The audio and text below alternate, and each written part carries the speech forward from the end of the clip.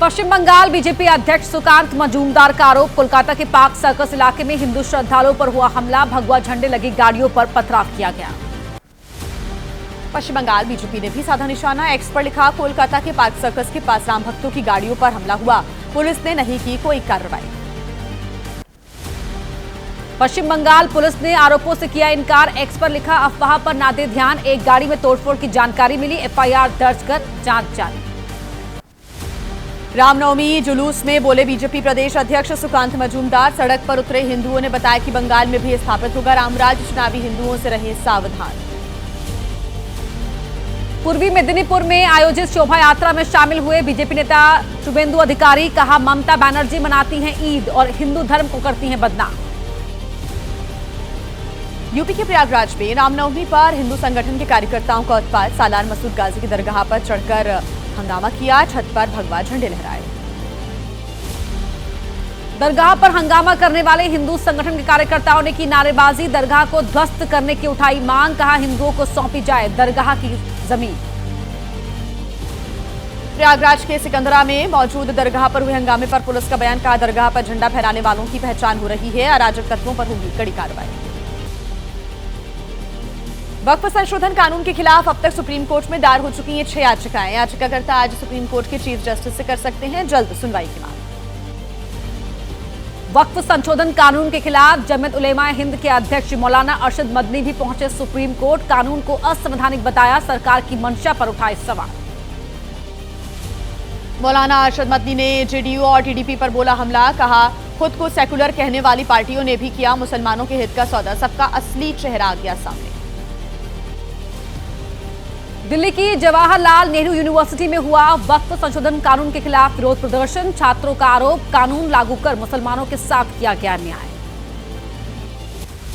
मणिपुर की राजधानी इंफाल में भी हुआ वक्फ संशोधन कानून का विरोध, प्रदर्शन करने सड़कों पर उतरे लोग, सरकार से की वक्फ संशोधन कानून रद्द करने की मांग।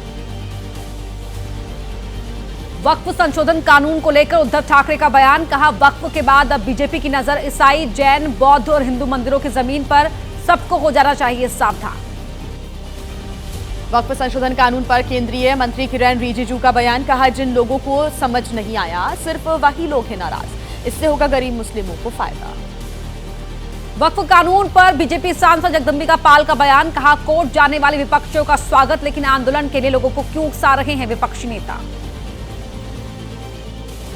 जेडीयू सांसद ललन सिंह ने की वक्फ संशोधन कानून की हिमायत, कहा सबको सुप्रीम कोर्ट जाने का हक, लेकिन कानून को लेकर नहीं फैलाई जानी चाहिए अफवाह। वक्फ कानून को लेकर एसपी सांसद रामगोपाल यादव का बयान, कहा जन विरोधी है कानून, बीजेपी संविधान को करना चाहती है खत्म, सरकार को रद्द करना चाहिए कानून। वक्फ संशोधन कानून के समर्थन में बीजेपी अल्पसंख्यक मोर्चा की दिल्ली के शाहीन बाग में पदयात्रा, अध्यक्ष जमाल सिद्दीकी बोले लोग पीएम मोदी को कहना चाहते हैं धन्यवाद। लखनऊ में शायर मुनव्वर राणा की बेटी सुमैया राणा की मुश्किलें बढ़ी, वक्फ कानून का विरोध करने पर पुलिस ने भेजा नोटिस, सुमैया ने कहा कोर्ट में लड़ेंगी लड़ाई। आरएलडी में शामिल हुए समाजवादी पार्टी के कई मुस्लिम कार्यकर्ता वक्फ संशोधन कानून को लेकर किया जयंत चौधरी का समर्थन, बोले कानून को लेकर दूर हुई सारी आशंकाएं। और अब आपको दिखाते हैं देश से जुड़ी हुई अहम खबरें तेज रफ्तार के साथ। रामेश्वरम दौरे पर पीएम मोदी ने की तमिल भाषा की पैरवी, कहा तमिलनाडु सरकार को तमिल भाषा में करानी चाहिए मेडिकल की पढ़ाई, केंद्र पर लगाए गए आरोप झूठे। पीएम ने साधा स्टालिन सरकार पर निशाना, कहा पिछले 10 साल में तमिलनाडु के लिए केंद्र ने दिया 3 गुना ज्यादा पैसा, लेकिन रोते रहना है राज्य सरकार की आदत। पीएम मोदी ने पंबन ब्रिज का जिक्र किया, कहा विकास के लिए बनी देश की पहली वर्टिकल लिफ्ट, कहा तमिल भाषा और विरासत को दुनिया तक ले जाने की कोशिशें जारी हैं। पटना में सदाकत आश्रम में कांग्रेस के वरिष्ठ नेताओं और जिला कांग्रेस अध्यक्षों को भी संबोधित करेंगे राहुल गांधी, बिहार विधानसभा चुनाव की रणनीति को लेकर करेंगे मंथन। आज बिहार के बेगूसराय में कन्हैया कुमार की पलायन रोको नौकरी दो यात्रा में शामिल होंगे राहुल गांधी, पटना में संविधान सुरक्षा सम्मेलन को भी करेंगे संबोधित। बिहार दौरे से पहले राहुल गांधी एक्स पर उन्होंने पोस्ट किया, यात्रा को लेकर अपील की, कहा सफेद टी शर्ट पहनकर यात्रा में आए युवा व्हाइट टी शर्ट मुहिम से जुड़े। राहुल गांधी के बिहार दौरे पर केंद्रीय मंत्री गिरिराज सिंह ने तंज कसा। कहा, कांग्रेस ने किया था गरीबी हटाने और कारखाने लगाने का वादा, लेकिन एक भी वादा पूरा नहीं किया।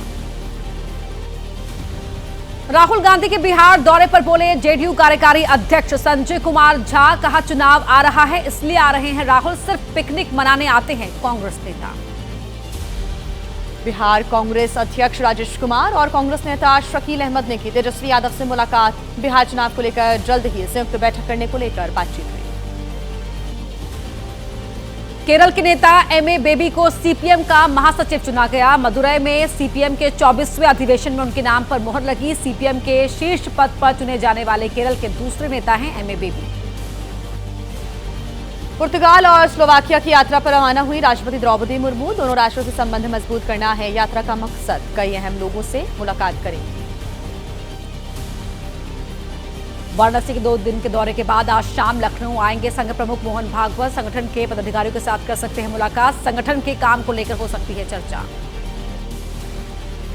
सुप्रीम कोर्ट के आदेश के बाद नौकरी गंवाने वाला स्कूल स्टाफ करेगा ममता बनर्जी से मुलाकात। नेताजी इंडोर स्टेडियम में होगा कार्यक्रम।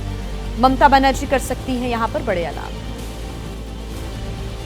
कर्नाटक में 16 दिवसीय आंदोलन की शुरुआत करेगी बीजेपी। महंगाई और सरकारी ठेके में मुसलमानों को आरक्षण देने का होगा विरोध। 4 चरण में होगा आंदोलन। लखनऊ में शिया समुदाय आज करेगा सऊदी अरब के खिलाफ विरोध प्रदर्शन। जन्नतुल बकी के पुनर्निर्माण की होगी मांग। काली पट्टी बांधकर विरोध होगा।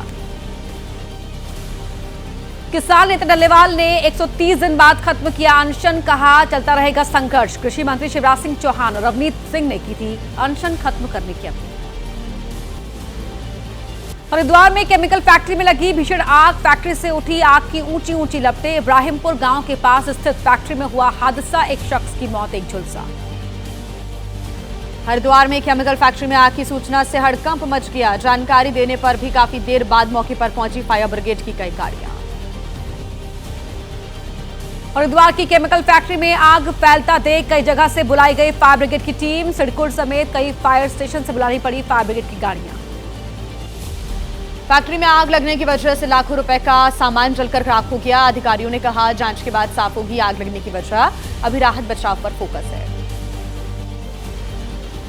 पुणे में मकान में लगी भीषण आग। लकड़ी से बने घर में आग लगी। देखते ही देखते जल गया मकान। सूचना पाकर मौके पर पहुंची फायर ब्रिगेड की 5 गाड़ियां। अहमदाबाद में एसी गोदाम में लगी भीषण आग। एक के बाद एक जबरदस्त यहां पर धमाके हुए। हादसे में महिला और बच्ची की मौत हो गई। रेजिडेंशियल बिल्डिंग में चल रही थी कमर्शियल यूनिट। घर में बड़ी संख्या में रखे हुए थे एसी गैस सिलेंडर। आग लगते ही गैस सिलेंडर एक के बाद एक जोरदार धमाकों के साथ फटने लगे। घर के बाहर खड़ी कई गाड़ियां भी जली। दिल्ली की गीता कॉलोनी में पार्क में लगी आग। मौके पर पहुंची दमकल की गाड़ियों ने आग पर काबू पाया। किसी के हताहत होने की खबर नहीं। उज्जैन में बिलासपुर बीकानेर एक्सप्रेस के जनरेटर कोच में लगी आग। वक्त रहते रोकी गई ट्रेन। घटना के बाद जनरेटर कोच को किया गया ट्रेन से अलग। मध्य प्रदेश के मंडला में गेहूं के खेत में आग लगी। करीब 70 एकड़ गेहूं की फसल जलकर खाक हो गई। 30 किसान प्रभावित हुए हैं। 26 लाख से ज्यादा के नुकसान की आशंका। लखनऊ में खाना बनाते समय फटा गैस सिलेंडर। धमाके के साथ ही घर में लगी आग। घर का सारा सामान जलकर राख हुआ। तमिलनाडु के कई इलाकों में बदला मौसम का मिजाज। बीती रात मदुरई में हुई झमाझम बारिश। शहर के कई हिस्सों में हुआ जलभराव। मौसम विभाग ने जारी किया दिल्ली में अगले 3 दिन तक हीट वेव का अलर्ट। 40 से 42 डिग्री सेल्सियस तक पहुंच सकता है तापमान। केरला, कर्नाटक, आंध्र प्रदेश में बारिश की संभावना। और आइए अब आपको दिखा देते हैं खेल की कुछ अहम खबरें फटाफट अंदाज में। आईपीएल में आज रॉयल चैलेंजर्स बेंगलुरु और मुंबई इंडियंस के बीच टक्कर। शाम 7:30 बजे से मुंबई में होगा मैच। बेंगलुरु ने अब तक 3 में से 2 मैच जीते हैं, तो वहीं मुंबई को 4 में 3 मैच में हार मिली है।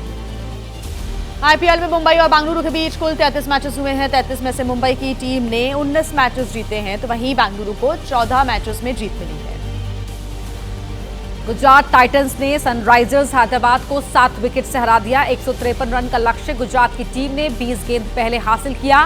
बैटिंग में गिल और सुंदर के बीच 90 रन की बड़ी पार्टनरशिप ने गुजरात की जीत आसान कर दी। गुजरात ने अब तक 4 में से 3 मुकाबले जीते हैं, पॉइंट्स टेबल में दूसरे स्थान पर पहुंच गए हैं। तो वहीं हैदराबाद की टीम 5 में से 4 मैचेस हार चुकी है और पॉइंट्स टेबल में सबसे नीचे है।